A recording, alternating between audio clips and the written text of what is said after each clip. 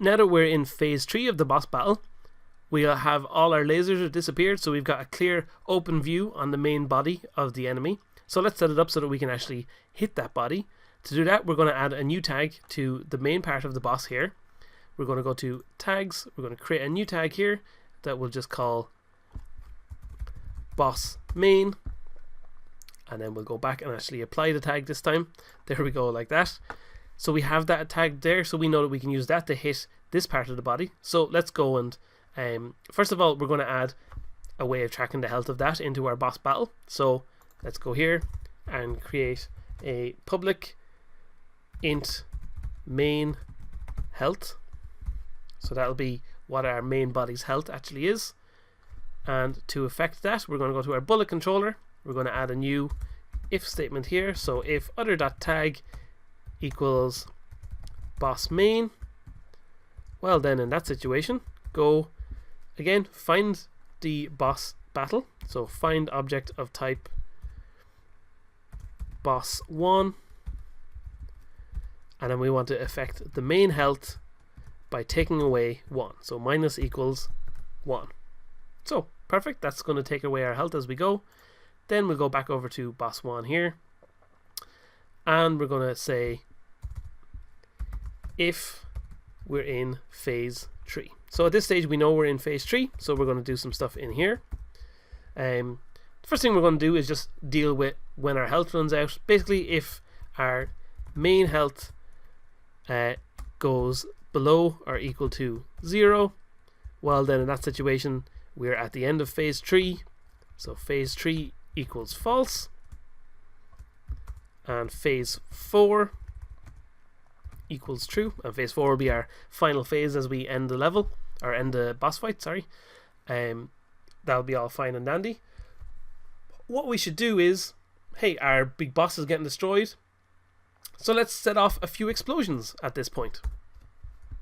Let's instantiate an explosion at the main position of the body. So at the boss's position, we'll set off, or sorry, no, we don't want to instantiate the boss. We want to instantiate an explosion at the boss.transform.position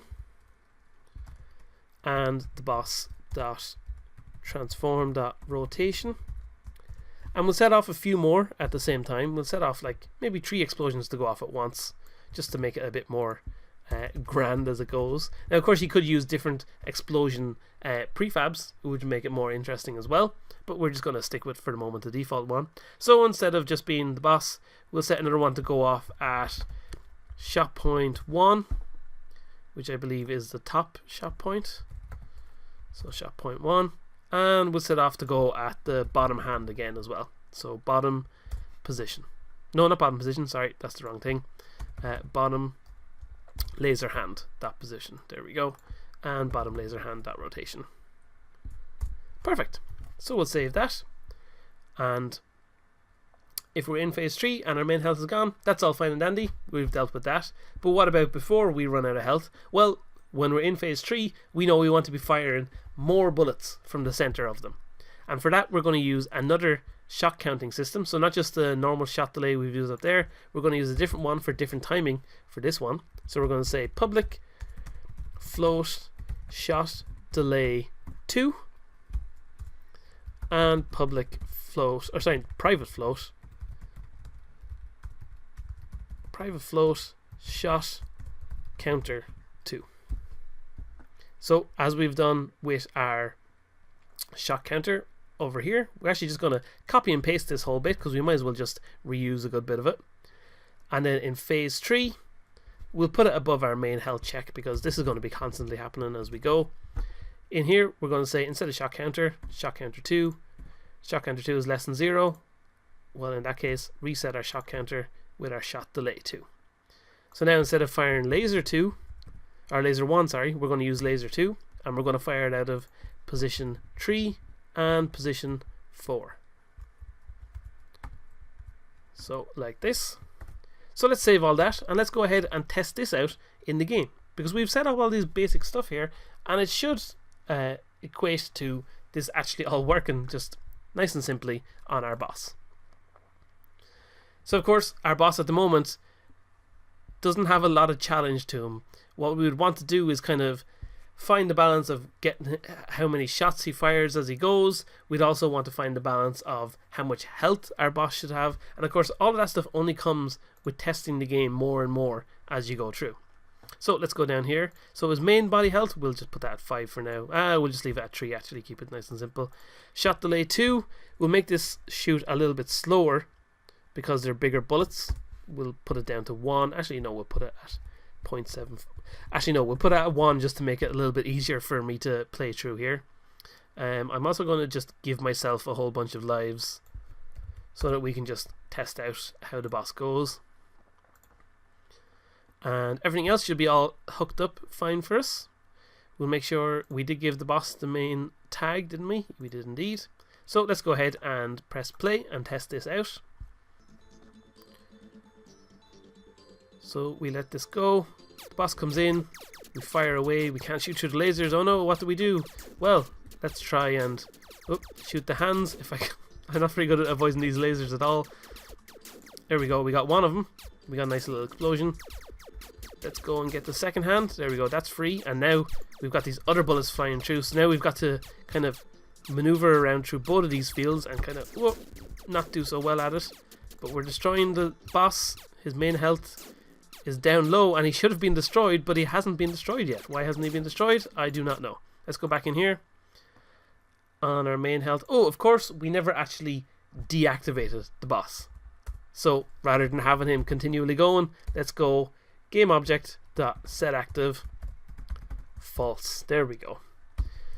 I knew, of course, we'd have to be missing one vitally important element, but that's okay. These things happen. So we'll save this, let it compile, and once it's finished going, we can press play here.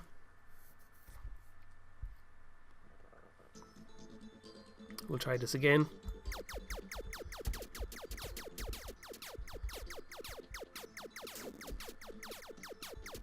Getting the various pieces, destroying him. Okay, we've got our main bullets firing now. There we go. He got destroyed and he had a few big explosions from out of his body. So perfect. Our boss is now destroyed. It's all working perfectly. There's one minor quirk we just want to fix up very quickly. We might not have noticed it ourselves here, but keep an eye on the bottom hand health. If we start the game here and I get into the right position. Oh, I wasn't down quite low enough to do it there.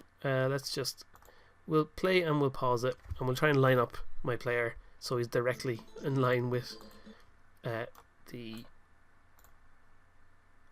boss's hand. So that should be about right to be able to shoot it. So if I just fire away here now, before the boss even comes into the game, I can destroy his first hand. And that's not really very good. We don't want our players being able to cheat like that. So we're going to add one quick little extra check, which is to say we're going to add in a new Boolean value up here. We're going to say public bool can be hurt. And we're only going to turn that to be true once phase 1 is complete. So once phase 1 is complete, we go into the part where the boss is moving up and down, so that's fine. So at this point we're going to say can be hurt is equal to true, like that.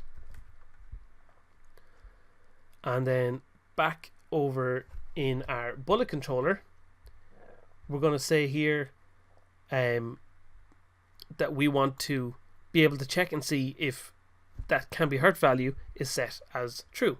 But the thing is, we don't want to have to go and find that object just to check and see if can be hurt is true. So what we can do is, in our boss, we can set it to be a static variable. So we can say public static bool.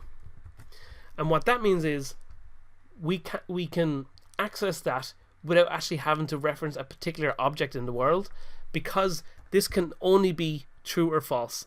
We can never have two bosses in the world and have one of them set to can be hurt and one of them not be. Because we've made this a static value, no matter how many copies of this script there are, it can only either be true or false in the entire game at any one particular time. So we could have one boss after another, and turn it on and off in that way, but we could never have two of them going at the same time where one is can be hurt and one is cannot be hurt. So to be able to access that then back in our bullet controller script, all we have to do is go we can just add a new little line here onto our other tag. So when we're trying to shoot the top of the hands, we can just say, and on our boss1 script, the variable can be hurt, is that true? So if boss1 that can be hurt is true, then we can do some damage to it. And we'll do the same on the bottom of the hands. We can say, and boss1 that can be hurt is true. So that's fine. We'll do the same on our boss main, although our players shouldn't be able to shoot our boss main when the boss hasn't fully appeared, but we're just adding it there just to be cautious. So let's just go back into the game. And to start off the level, I'm actually, rather than trying to get in position once the game is running, I should probably just move the player down a little bit. So we'll just move him down so he's on the correct line. So he's in line there. So we'll start the game and start shooting.